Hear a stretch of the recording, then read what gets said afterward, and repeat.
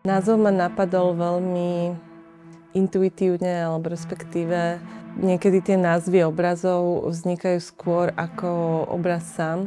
A tento názov mi prišiel práve s týmto spôsobom, že ako keby to bola nejaká potreba pomenovať akési obdobie.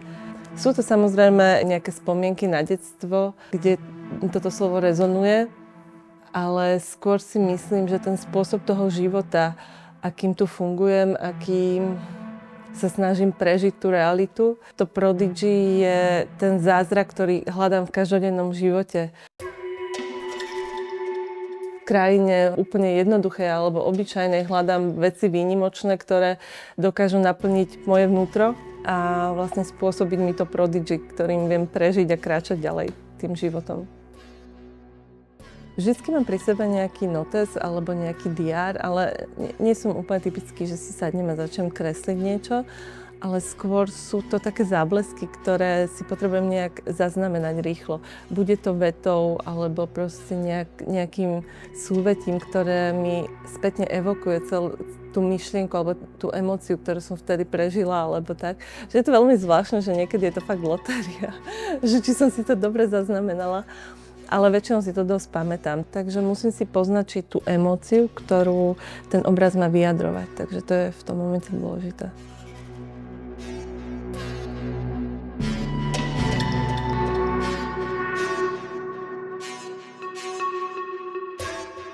Bola som na jednom jazere, tuto nedaleko, a vlastne ak som skákala z tohto jazera a silno svietil slnko a proste celé to bolo také prežiarené a boli tam také zelené riasy.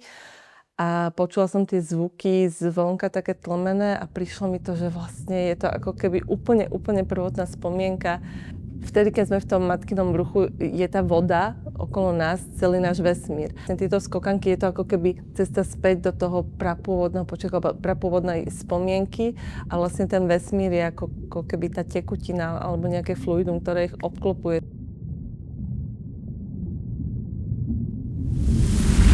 Voda ma celoživotne zaujíma, vždycky sa nejak ocitne v tých mojich malbách, či je to vo forme ľadu alebo vody. Ale v podstate lode sú pre mňa tiež takou symbolikou veľmi silnou životnou, že ako ja prechádzam tým životom, ako sa mi dejú veci, rôzne zmeny v živote. Stýčite plachty a vlastne idete tým životom nejakým spôsobom. Niekedy tá plachta padne, musíte ju zdvihnúť a stále bojujete s nejakými prekážkami alebo nejakou formou vnútorného boja. Pre mňa sú tie lode veľmi silný motív, ktorý ja potrebujem prekonať. Tie životné situácie alebo proste zlyhania. Skôr ja som to nazývala takými zlyhaniami pri tých pádoch tých plachiet do vody pri tých obrazoch, že si potrebujem spracovať niektoré tie moje zlyhania, že zlyhanie je súčasťou života, len vtedy vieme kráčať ďalej, keď vlastne akceptujeme tieto aj nejaké pády. Obraz Light for Us je to ako keby vyvrcholenie tej série, ktorá je na výstave, Mozaik, ktorá sa volá Dekonštrukcia minulosti. Je to príbeh o dome, ktorý je v mojej rodinnej dedine. Bol celý omozaikovaný farebnou mozaikou. No a potom vlastne, ak ten život plynul a vrátil som sa tam ako dospelá. Ten dom tam stále takisto stál, proste na tom rohu, tie mozaiky tam boli nemenné a prišlo mi to fascinujúce, že je dobré, že niektoré veci sú tým stále, že sa nemenia. A vlastne tá dekonštrukcia je ako keby dozvuky tých mozaik, že vlastne všetky tie spomienky sú nejaké signifikantné alebo silné momenty v mojom živote, ale potom prichádza nejaký spomienkový optimizmus, kde tie zlé veci sa rozplývajú. Ale tuto potom už prichádzam ja, kde je tá moja podstata tej hľadania tej mystiky alebo mystérie v krajine a spojená s nejakou tou spomienkou z detstva. Takže tú mozaiku stále ju mám za svoju a používam ju ako silný moment v mojej tvorbe, ale už tam pridávam to, čo som ja.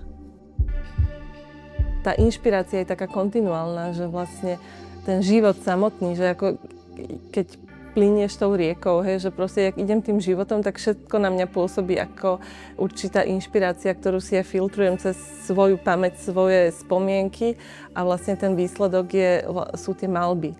Že není sú to úplne konkrétne body, ale je to ako keby život sám.